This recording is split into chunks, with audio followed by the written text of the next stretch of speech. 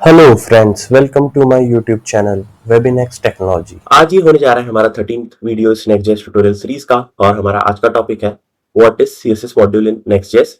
So let's get started. तो previous video में हमने देखा था कि हमने सीएसएस स्टाइलिंग समझी थी कि हम कैसे इनलाइन स्टाइल और ग्लोबल सीएसएस फाइल का यूज कर सकते हैं हम नेक्स्ट.जेएस के अंदर हमारे कंपोनेंट्स को स्टाइल करने के लिए।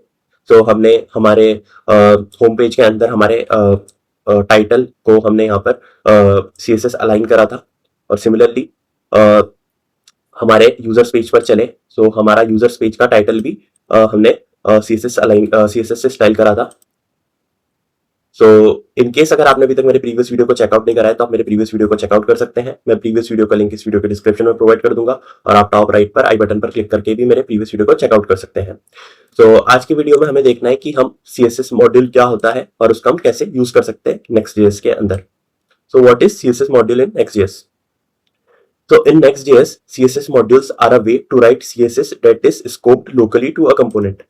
तो Next.js के अंदर CSS मॉड्यूल एक वे है जिसके अंदर हम CSS लिख सकते हैं जो कि जिसका स्कोप लोकली रहेगा हमारा to a component. So basically CSS module की हेल्प से हम किसी स्पेसिफिक कंपोनेंट के लिए CSS लिख सकते हैं और उसका स्कोप उस स्पेसिफिक उस पर्टिकुलर कंपोनेंट के लिए होगा जिसके लिए हमने वो CSS लिखी है। This means the styles you define will only apply to the specific component, avoiding global style conflicts. So जो हमारा जो CSS हम लिखेंगे CSS मॉड्यूल्स के अंदर वो उसका स्कोप हमारा लिमिटेड रहेगा उस पर्टिकुलर कंपोनेंट के लिए और जिससे हमारी global conflicts like global style conflicts को हम रिजॉल्व कर सकते हैं, अवॉइड कर सकते हैं। Second point है it's a great way to work with CSS in a modular, reusable and maintainable way to avoid while avoiding the headaches of CSS global namespace pollution. So like CSS module का use हमारे लिए like हम इसे reusable रहता है और काफी maintainable रहता है और इससे लाइक हमारा जैसे हमने डिस्कस करा है कि ग्लोबल नेम स्पेसेस या फिर ग्लोबल स्टाइलिंग का हमें कंफ्लिक्ट नहीं होता है।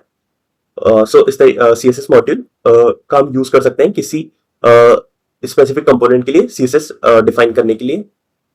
सो अब इसे आप थोड़ा सा प्रैक्टिकली समझते हैं। सो हमने जैसे कि प्रीवियस वीडियो में देखा था कि हमने लाइक ग्लोबल CSS के अंदर एक होम टाइटल करके क्लास डिफाइन करी थी और होम टाइटल जो क्लास थी वो हम यूज कर रहे थे हमारे H1 पर। सो H1 हमारा यहाँ पे हमने क्लास नेम दिया था और सिमिलरली हमने वही हमारी क्लास हमारे होम टाइटल को दी थी, सॉरी मतलब यूजर्स पेज के टाइटल को दी थी और हमने एक ग्लोबल CSS फाइल भी क्रिएट करा था जिसका नाम था हमारा styles.css और इसके अंदर हमने क्या करा था कि हमने लाइक करके एक क्लास डिफाइन करी थी जो कि हमने हमारे ऐप के जो हमारा प्लीज लाइक एंड सब्सक्राइब वाला H2 था उसको हमने ये क्लास दी थी। तो अभी लाइक हम इसी का एक पार्ट होता है CSS मॉड्यूल। सो अब वो हम देखते हैं। तो CSS मॉड्यूल जैसे कि अभी हमने थ्योरेटिकल समझा तो ये हमारा किसी स्पेसिफिक मॉड्यूल के स्पेसिफिक रहता है। तो लेट से अगर मैं अभी यहाँ पर लेट से कि एक मैं प्रोडक्ट्स जो है सो प्रोडक्ट्स का अगर मैं पेज खोलूँ तो यहाँ पे भी हमारा H1 है और H1 है। सो अगर मैं इसे लेट से क्लास नेम देना चाहूँ क्लास नेम और इसे मैं क्लास नेम देता हूँ let's say home title and control S save. So अगर मैं अब इसे आगे और प्रोडक्ट्स पेज पर एक बार चलूं तो आप देख सकते हैं मैंने जैसे यहाँ पे H1 को टाइटल दिया तो ये मेरा रेड कलर से हो गया है। वो इसलिए हो गया है क्योंकि मैंने ये होम जो टाइटल है ये जो मैंने क्लास थी वो मैंने डिफाइन करी थी हमारे ग्लोबल CSS डॉट के अंदर CSS के अंदर होम टाइटल और जो कि हमारी इंपोर्ट हमने ऑलरेडी कर रखा था ग्लोबल CSS हमारे लेआउट के अंदर। सो ये लेआउट हमारा मेन कंपोनेंट होता है। तो इससे हमारी जो प्रोडक्ट्स पेज के अंदर जो होम टाइटल है वो उसकी CSS स्टाइल हो रही थी, डिफाइन हो रही थी। तो अब मैं चाहता हूं कि लाइक हमारी क्लास का नाम लेट से होम टाइटल ही रहे बट इस पे मैं अपनी कुछ कस्टम स्टाइलिंग करना चाहता हूं specific to this product page. So like मैं चाहता हूं कि होम टाइटल है वो हमारा जो क्लास है वो बाकी पेजेस लाइक हमारा होम पेज हुआ या फिर यूजर्स पेज हुआ वहां पर तो वो टाइटल हमारा रेड कलर से रहे बट अगर मेरा प्रोडक्ट्स पेज पर मैं चाहता हूं उसे ब्लू कलर से करना तो उसके लिए मैं क्या कर सकता हूं कि मैं इस मॉड्यूल के लिए प्रोडक्ट्स के लिए एक स्पेसिफिक CSS डिफाइन कर लूंगा। सो मैं क्या करता हूं कि मैं ऐप के अंदर आऊंगा और एक नया फोल्डर क्रिएट करूंगा और इसे मैं लिखूंगा स्टाइल्स, और इसके अंदर मैं क्या कर सकता हूं, एक specific page module CSS define कर सकता हूं। और मैं आपको यहाँ पे बताना चाहूंगा कि हमारे पास ऑलरेडी एक page dot module dot CSS है, और ये सीएसएस हमारी है हमारे इस होम पेज के लिए,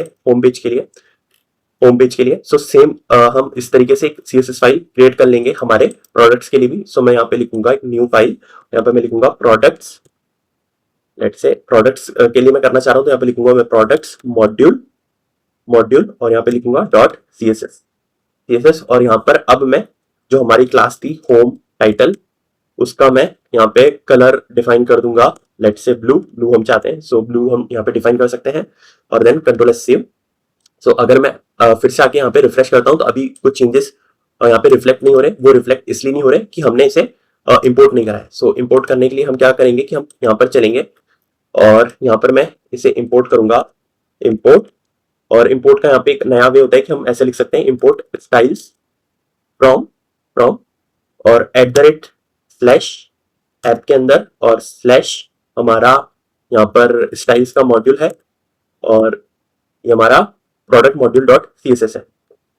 और यहाँ पे आप देख रहे होंगे कि @ से हमने हमारा लाइक रिपोर्ट करने का स्ट्रक्चर डिफाइन कर रखा है, स्टार्ट हो रहा है। सो @ बेसिकली हमारे पॉइंट करता है एसआरसी डायरेक्टरी को, और उसका कॉन्फ़िगरेशन अगर मैं आपको दिखाना चाहूँ, सो आप ये एक jsconfig.json होती है, सो आप देखें, सो @ हम जैसी करेंगे वो हमारी पॉइंट करेगी हमारी एसआरसी डायरेक्टरी के अंदर। सो जैसे मैंने यहाँ पर हमारा @ करा था तो वो हमें अंदर पॉइंट कर रही थी एसआरसी के अंदर। तो लेट से मैं फिर से करूँ, सो यहाँ पे मैं एक बार इसे यहाँ पर @ करूँ और @ करता हूँ, तो ये हमारा एसआरसी के अंदर ऑटोमेटिक हम आ जाते हैं, और ये ऐप, और ऐप के अंदर हमारा हो गया स्टाइल्स, और स्टाइल्स के अंदर हमारा प्रोडक्ट्स मॉड्यूल डॉट सीएसएस।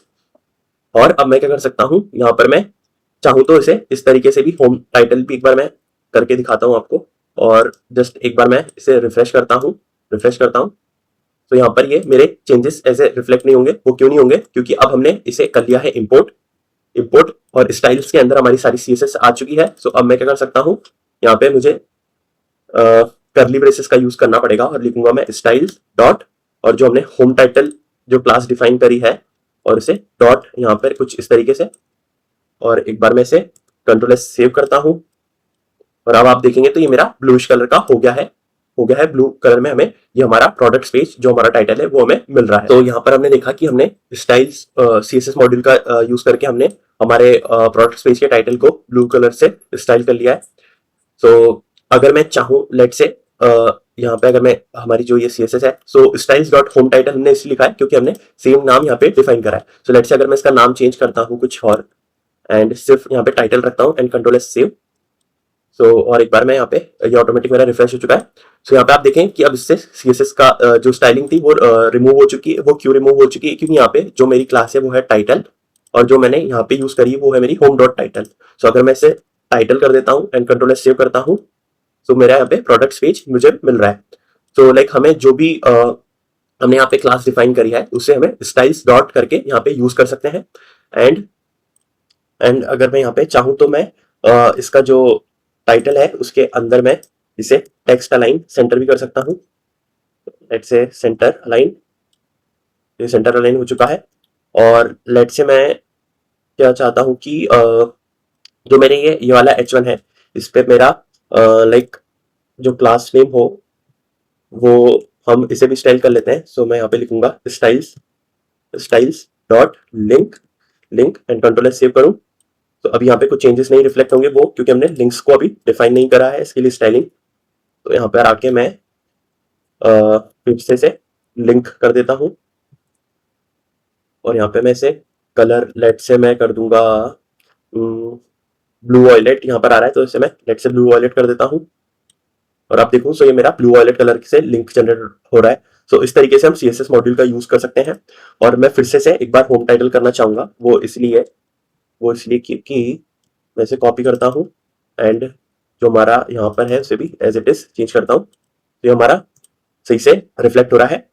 सो मैंने इसे होम टाइटल फिर से इसलिए करा है क्योंकि जो होम टाइटल थी, सो ये क्लास हमने हमारे ग्लोबल सीएसएस में भी डिफाइन करी थी होम टाइटल, सो अब ये चीजें हमारी लाइक हम सेम नेम स्पेस दे दे रहे हैं और उससे हमारा ये लाइक चेंजेस हमारा कॉन्फ्लिक्ट नहीं आ रहे और हमारा CSS जो प्रॉपरली है वो प्रोडक्ट स्पेस पे जो हम अप्लाई करना चाहते हैं वो हमें अप्लाई हो पा रहा है। सो CSS मॉड्यूल का कुछ यूज हम इस तरीके से कर सकते हैं। तो आज के हमारा मेन टॉपिक था कि CSS मॉड्यूल का हम यूज कैसे कर सकते हैं Next.js के अंदर, वो हम देख चुके हैं। और मैं आपको बताना चाहूंगा कि हम ऑलरेडी Next.js पर काफी टॉपिक्स को ऑलरेडी कवर कर चुके हैं। सो आई विल रिकमेंड कि आप मेरे ये प्लेलिस्ट के वीडियोस को भी चेकआउट करें और इस प्लेलिस्ट का लिंक मैं इस वीडियो के डिस्क्रिप्शन में प्रोवाइड कर दूंगा और आप टॉप राइट पर आई बटन पर क्लिक करके भी मेरे इस प्लेलिस्ट को चेकआउट कर सकते हैं। सो आज की वीडियो के लिए बस इतना ही। Thank you so much and good bye. अगर आपको ये मेरा वीडियो अच्छा लगा तो please like this video and subscribe to my channel. Thank you.